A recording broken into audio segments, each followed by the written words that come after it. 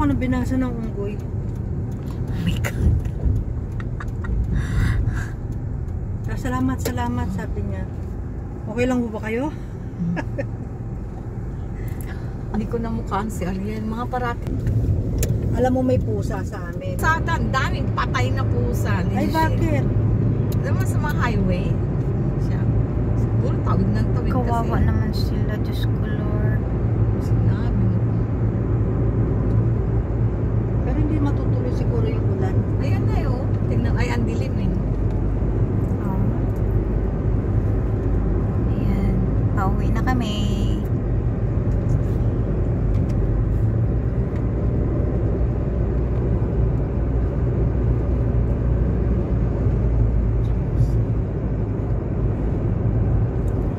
Kausap ko na kaping kanina yung nanay ni yung kaklase ni Kim, uuwi na daw sila sa December. Oo. Hindi ko napansin.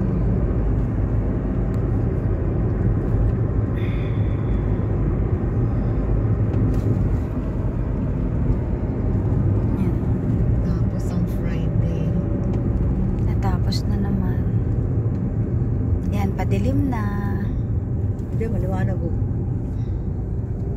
Bumabalik na oh. Oo. Mamaya pa sigurong gabi ulan. Kaya nga, makulimlim. Nasa Andalus na yung ulan at yellow. Wow. Parang lagpas pa ng bahan.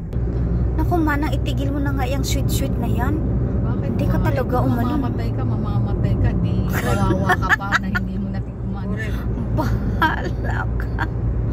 Diyos ko, Lord. Mga antitikas ng ulo eh. Yung karap kong lalaki kanina sabi niya, yung nasa upuan tayo, na may litan ko sa Okay. dugo daw niya, up and up, tsaka down, up, down, up, down, down. Pero Oh, sabi niya, talaga? sabi niya, gawa ko, sabi niya, kung ano na lang, herbal daw. Ba't niya itinigil? Siguro, pera, Sa dahil mahal.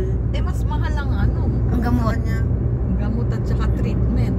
sinabi ko sa kanya, ayaw naman niya. Sabihin mo, baka mas madali siya. Yan. Pauwi na kami. Galing sa medical mission. Daan muna kami dito sa Sultan. Hindi ko naman inaasahan niya mga certificate na yan.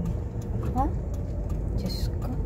Oo, ngayon lang sasabihin ko kailan paalis na. Totoo yan. Antayin mo yung Yung antayin, certificate. Anong oras eh? Alas 3 na. Oo, yan. Si Manang naghihimtok. Ayaw niya tanggapin yung certificate. Sige lang.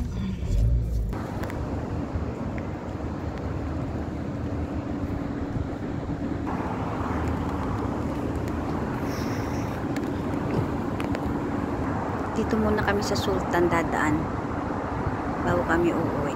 Tingnan ko lang. Oh.